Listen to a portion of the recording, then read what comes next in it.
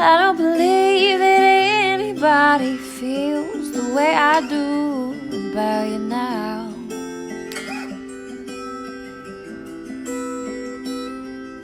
And all the roads we have to walk are winding, and all the lights that lead us there are blinding.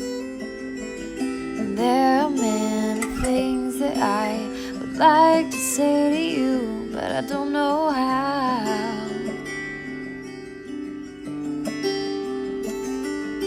But maybe you're gonna be the one that saves me. And after all, you're my wonderwall. Hey everybody, I hope that your weeks are off to a good start. Welcome back to another episode of Morning Coffee with Rick Alexander. And as always, that intro music was provided by Brittany Taylor. She is Barbell Brittany on Instagram. Shoot over there and send her some love.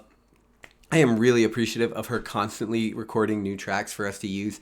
I think it really kicks this thing off to a good start, and I hope that it puts you guys in a good mood as you're on your morning commute or working out or however it is that you're enjoying your morning coffee. And I also want to say I am super appreciative of everybody's feedback so far, everybody that reaches out and says thanks for listening, everybody that hits up one of their friends that they think this message would resonate with. I'm seriously so appreciative for all of it, and I just want to say a very warm thank you. And I also want to say it seemed like yesterday's episode really hit a bit of a vein with a lot of people. I got a ton of feedback.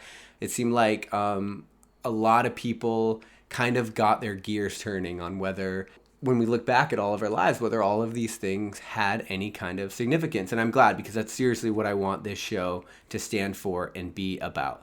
And I want to be honest with you, it was not always easy to get to the point where I could produce this show. I probably had to record, over 100 Lionheart Radio episodes before I had the balls to do a solo show.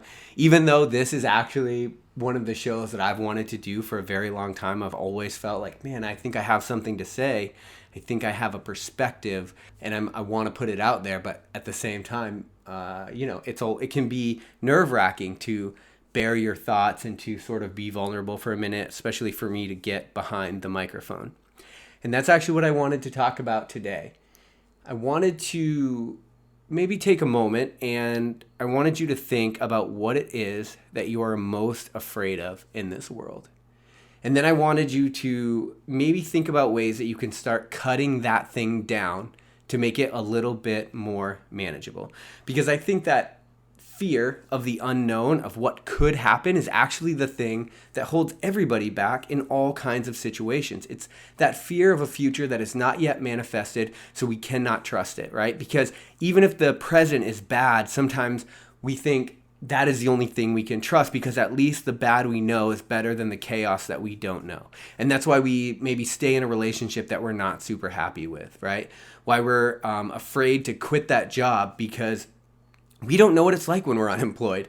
And right now, even though I hate this job, I've got a paycheck, right? And so we almost become trapped by our fears, because we think that the thing that we have now that we know is actually keeping us safe. But it might be to the detriment of the future that could be. See, because everybody that gets out of a really bad relationship knows it always gets better. And that's a thing that that's a thing that we're afraid to do. I can't tell you how many times I've seen somebody, or even myself, like leave a relationship so reluctantly because we get so scared that we're never going to get anything better, because a future that's not yet manifested scares us, but it always does. In all of these things in our life, we figure it out. We start cutting it down and we figure out how to get there. And the reason that's important to understand is because that perspective hopefully is what's going to allow us to start stepping out on a limb toward the things that we're afraid of. I told you guys at the beginning of the show, I was always afraid to do this solo show. So what did I do? I literally started a show with two other co-hosts where I had other people to help me carry the conversation. That was sort of my first whack at this thing, my first slice toward it, right? And then I thought, man, we got to have guests on this thing. They're gonna help bring this thing. And so then we had a guest. So then it was three of us with one guest. And that was my second whack at this thing. And I was getting a little closer to this thing that I was really, really afraid of.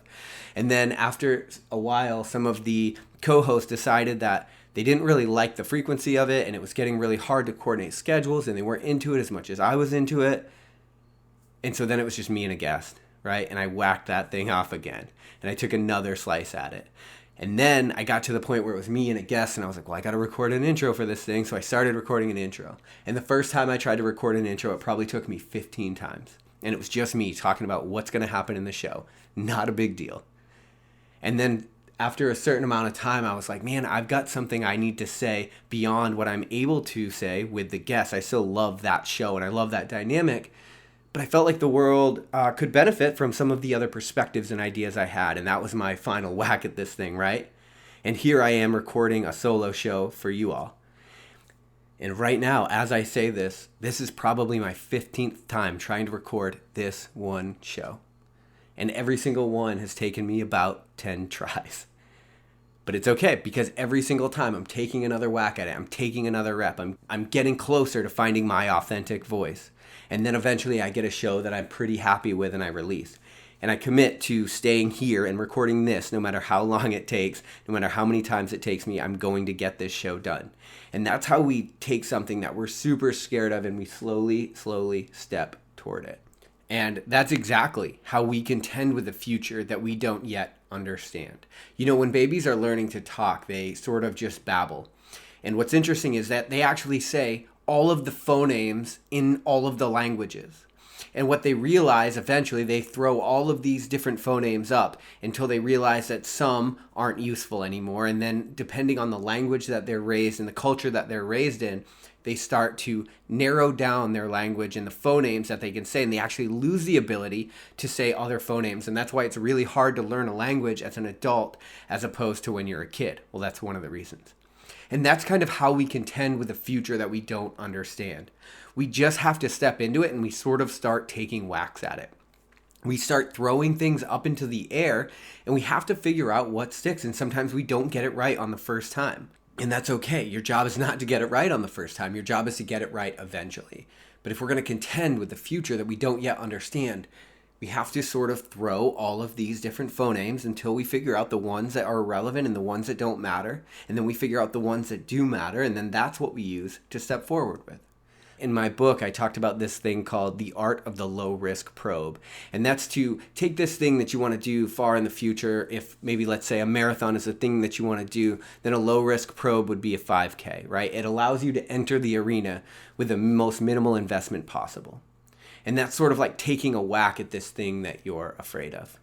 Now, if the thing that you're afraid of is leaving an unhealthy relationship or quitting a job, well, then maybe that takes more counsel, and maybe that takes an actual leap, right? It's not this thing that you can inch toward. But what I would say is, I had all of these trepidations, and as soon as I started putting the show out, I started getting people to give me feedback on it, and they were overwhelmingly positive. And honestly, the people that don't like it, I mean, it's not a big deal, right? Because my job's not to make them love the things that I have to say. My job is to say the things that I love and hope that they land in the right place. And it's the job of the universe to make sure that those words land in the right place. And the reason I'm saying that is because this thing that you're afraid of, that you really want to do, your job is to do it. It's not to judge to the reaction. You've been given this thing for a reason. And I say that all the time, but you've been given this desire. You've been given this sort of inkling to want to do something for a very specific reason. I think that's why the show yesterday hit such a vein with people, because these things have significance. And if you're afraid of it, if you're afraid of what is not yet to come, it probably is because you actually really, really need to do that thing. And honestly, I think that you can trust the fact that it always does get better. It always does work out. And when it doesn't work out, it's actually not nearly as bad as we thought it was going to be. That fear of the unknown, that fear of what we don't yet know, is actually more scary than it working out negatively in the first place. And I think as we look to the future, the difference between the life we could have and the life we want to have, and then the life that we're afraid of, is contingent on our ability to step into what we don't know and to create order out of it. And so we have to do our best. We have to do our part. We have to, when we've been given a dream, it's our job to pursue that as good as we can. But then it's the universe's job to work that shit out, to make sure that that word lands where it's supposed to land, that that thing that you want to do ends up where it's supposed to end up. And if you just trust in the process, and you trust in the universe, and you trust in all of these things, you trust in me telling you that you should probably do that thing, it's going to be okay. You're going to figure out that it's not going to be as bad as you think it does. And for what it's worth, it always gets better. And so I would encourage you, as you look to the future, as you look to what you don't understand, and even more so as you look to what you are afraid of, you are scared of it because deep down that is the thing that you should be doing in this world. And so if you have that, I would encourage you to start taking a whack at it. Start thinking about it. Let it kind of get under the skin, let it ruminate, and let yourself start figuring out ways to move toward it, because it's going to tear you up if you don't. And you don't want too many years to go by with you avoiding that thing that you're afraid of. You know, I will leave with this. I'm afraid of heights, but I've just finished an 11-year career in the military with Special Forces. We rappel, we fast rope, we jump out of airplanes, and I'm afraid of heights. And people always ask me, because people always say, I could never jump because I'm afraid of heights. That's okay. You can be afraid of it. You just can't let it rule your life. You have no control over what you're afraid of and what you're not afraid of. The thing that you can control is what you do. And so I would encourage you to not let that fear run your life. I would encourage you to figure out what you want, and regardless of the fear, figure out some way to start taking small steps toward it. And I'll talk to you guys tomorrow on Morning Coffee.